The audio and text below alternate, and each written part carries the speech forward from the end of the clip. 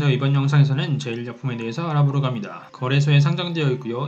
271980입니다. 제일약품은 최근 코로나 관련해서 화이자 제약과 관계가 있다는 이슈를 통해서 뜨고 있었는데요. 이슈 하나하나에 대응하면서 매매를 하지 않긴 하지만 어쨌거나 이 같은 이유로 주가 상승률이 꽤나 높고 시장에서 주목을 받고 있길래 실적이 어떤지 좀 알아보고자 선정해봤습니다. 숫자를 먼저 보게 되면 숫자를 기준으로만 봤을 때는 17년에서 18년 사이에 굉장한 성장을 이룬 다음에 그 이후에도 꾸준하게 성장하고 있는 것으로 보이긴 하는데요. 이에 대해서는 조금 있다가 좀 더 자세히 살펴보기로 하고, 이익의 흐름은 이런 매출과는 다르게 정반대로 흘러가고 있다는 것을 알 수가 있는데, 당기순이익 같은 경우에는 2019년에 오히려 당기 순손실이 났습니다. 숫자의 흐름이 독특한데 다만 2020년을 보게 되면 매출도 소폭 상승했고 이익도 모두 좋아진 모습을 확인할 수 있긴 합니다. 이 같은 제일약품에 대해서 좀 더 자세히 알아보도록 하죠. 제일약품과 화이자의 관계를 이 기사를 통해서 보게 되면, 먼저 대표이사가 한국 화이자 출신이라는 것이 주목받고 있는 이유인데요. 처음에는 고위직이라 그런 추정을 하는 사람도 있겠다 싶긴 했었는데 2005년에 이직한 임원입니다. 그렇게 보자면 무려 최근 15년을 제일약품에서 일한 게 되는 것인데요. 그렇기 때문에 화이자와 연관 짓는 것은 다소 억지스럽다고 생각할 수도 있겠다 싶었습니다. 여기에 더해 화이자 제품을 공동 판매하고 있기도 한데요. 하지만 이 역시도 1996년부터였고, 회사 실무해보신 분들은 아시겠지만 이 정도 오래된 업무면 상호 실무진끼리 알아서 처리해도 되는 수준이기 때문에 최근에도 끈끈한 관계인가에 대해서는 적어도 제 개인적으로는 설득되진 않았습니다. 여기에 더해 기사에 동의했던 부분은 코로나 백신에 관해서는 어떤 형태로든 최초 만든 기업이 상업화의 이익을 극대화할 수 있는 상황인데요. 이 같은 것을 고려했을 때 경쟁 제품이 있을 경우에는 파트너십을 맺을 수가 있지만, 코로나 백신 같은 경우에는 이 같은 경우에 해당되지 않는다는 업계의 관계자 이야기 역시도 참고해볼 만했습니다. 그렇게 보자면 화이자의 코로나 백신 관해서도 지금 제일약품을 연계해서 생각하는 것은 시기상조로 보이는 부분이 많았는데요. 그렇다면 본질은 어떤지 좀 살펴보도록 하죠. 제일약품이라는 이름 자체는 오래돼 보였었는데, 사업보고서에서 보게 되면 2017년 주권을 상장한 법인으로 기록되어 있는데, 이는 제일파마홀딩스에서 2017년에 분할 신설한 회사가 제일약품이기 때문입니다. 하지만 과거에는 제일약품이 있었고, 그 제일약품이 제일파마홀딩스로 바뀌면서 일부 사업부가 제일약품으로 분할한 것인데요. 같은 제일약품 관련 계열사를 제일파마홀딩스에서 살펴보게 되면 제일약품이 의약품 제조업을 하고 있지만, 일반 의약품 같은 경우에는 다른 기업에서 하고 있기도 하고, 그 외 판매 대행을 하는 제일엠 파트너스와 화장품과 연구 개발업을 하는 신규 법인도 가지고 있습니다. 그리고 제일파마홀딩스에서 한 가지 더 눈에 띄었던 것은 바로 오츠카 파마슈티컬이라는 업체가 대주주로 참여하고 있다는 부분이었었는데요. 맞습니다. 오츠카 제약, 일본 기업 동아오츠카나 포카리스웨트로 잘 알려진 기업이죠. 이 같은 사실이 눈에 띄어서 공유드리는 게 맞겠다 싶어서 공유드리고요. 본격적으로 제일약품에서 살펴보기 위해서 제일약품의 매출 구조를 보게 되면, 보고서에서는 너무 길게 나와서 한눈에 보기가 어려워서 따로 빼봤는데요. 먼저 보고서에서 제시하고 있는 것은 제품 계열입니다. 제품은 아시겠지만 만들어서 파는 것, 그러니까 제일약품 자체에서 공장을 가지고 제조해서 판매하는 물건이라고 보면 되는데, 상단에 먼저 노출되어 있긴 했었지만 실제 매출을 보게 되면 제품보다 상품의 매출이 높은데요. 제품의 매출 비율을 다 더해보게 되면 22% 정도가 나오게 됩니다. 하지만 상품에서 리피토정이라는 제품만 판매하더라도 전체 매출의 25% 정도를 차지하고 있다는 것을 확인할 수가 있는데요. 이 리피토정은 저희가 앞에서 봤던 한국 화이자 제약의 제품을 판매하는 것인데, 이 리피토정만 있는 것이 아니라 리리카 캡슐과 함께 세레브렉스 캡슐 역시도 한국 화이자의 제품이었습니다. 그러니까 전체 매출에서 적어도 2019년 기준으로 봤을 때는 40% 이상의 매출이 화이자 제약과 관련된 것으로 보이는데요. 이 정도면 화이자 제약에서 임원을 스카우트해온 것이 아니라 화이자 제약의 자매 회사로 협약을 맺은 것 아닌가 싶은 수준인데요. 물론 한국 화이자 제약이 화이자 제약의 자회사로 버젓이 있는 상황이기도 하고 제약업 특수성을 감안해야 한다고는 하지만, 분명 한 기업으로부터의 매출 의존도가 높은 것은 사업을 지속하는 데 있어서 리스크임은 틀림없어 보였습니다. 이 같은 매출을 시계열로 보게 되면 역시나 리피토가 과거부터 높은 매출을 차지하고 있었다는 것을 확인할 수가 있는데, 제품의 전체 매출과 비교해봤을 때 2018년부터 리피토의 매출이 제품 전체 매출보다 높아진 것을 확인할 수 있습니다. 뿐만 아니라 리리카와 세레브렉스도 꾸준하게 높은 매출 비중을 차지하고 있다는 것을 확인할 수 있었죠. 이 같은 제일약품의 숫자를 보게 되면 먼저 확인할 수 있는 것은 회계보고 기간입니다. 저희가 앞에서 2017년에서 18년 매출이 급격하게 상승한 것을 봤었는데, 그 같은 것은 다름 아니라 기간이 달랐기 때문에 그런 것으로 보이고요. 그러니까 17년에서 18년 엄청난 영업활동의 변화가 있었다기보다는 기간이 단순히 달랐기 때문에 올라간 것으로 보여서 시계열을 통한 손익계산서에서는 18년과 19년을 중심으로 봐야 봐야 할 것 같고요. 어쨌거나 18년에서 19년은 7%의 매출 성장이 있었는데 매출 원가까지 보더라도 그렇게 나쁘진 않았습니다.